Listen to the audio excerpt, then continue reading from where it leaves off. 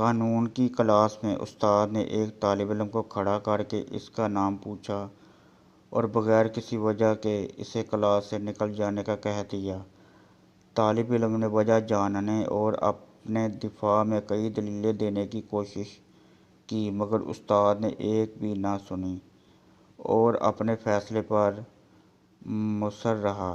طالب علم شکستہ دلی سے اور غمزدہ باہر تو نکل گیا مگر وہ اپنے ساتھ ہونے والی زیادتی کو ظلم جیسا سمجھ رہا تھا۔ حیرت باقی طلباء پر تھی جو سر جھکائے اور خاموش بیٹھے تھے۔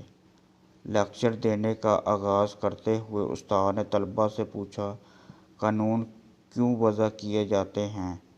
ایک طالب علم نے کھڑے ہو کر کہا، لوگوں کے رویوں پر قابو رکھنے کے لیے۔ دوسرے طالب علم نے کہا، معاشرے پر لاگو کرنے کے لیے۔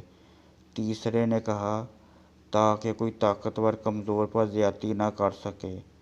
استاد نے کئی ایک جوابات سننے کے بعد کہا، یہ سب جوابات ٹھیک تو ہیں مگر کافی نہیں ہیں۔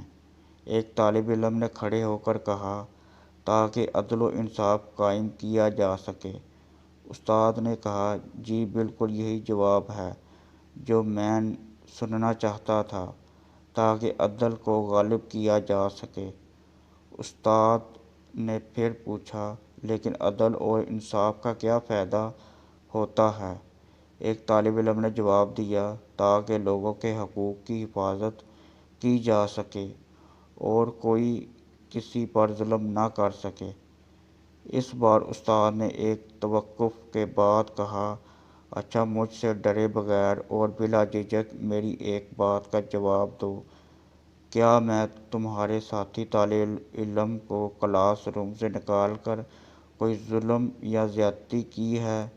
سارے طلباء نے بیک زبان جواب دیا، جی ہاں سر، آپ نے زیادتی کی ہے۔ اس بار استاد نے غصے سے اونچا بولتے ہوئے کہا، ٹھیک ہے، ظلم ہوا ہے، پھر تم سب خاموش کیوں بیٹھے رہے؟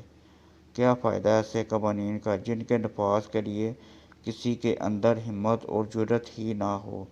جب تمہارے ساتھی طالب علم کے ساتھ زیادتی ہو رہی تھی اور تم اس پر خاموش بیٹھے تھے، اس کا بس ایک ہی مطلب تھا کہ تم اپنی انسانیت کھوئے بیٹھے تھے۔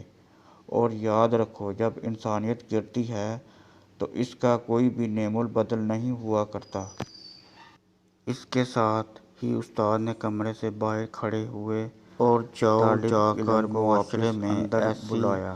ناانصافیاں تلاش کرو اور اپنی زیادتی کی اصلاح کے لیے قانون نافذ اور باقی طلباء کی طرف اپنا رخ کرتے ہوئے کہا، یہی تمہارا آج کا سبق ہے۔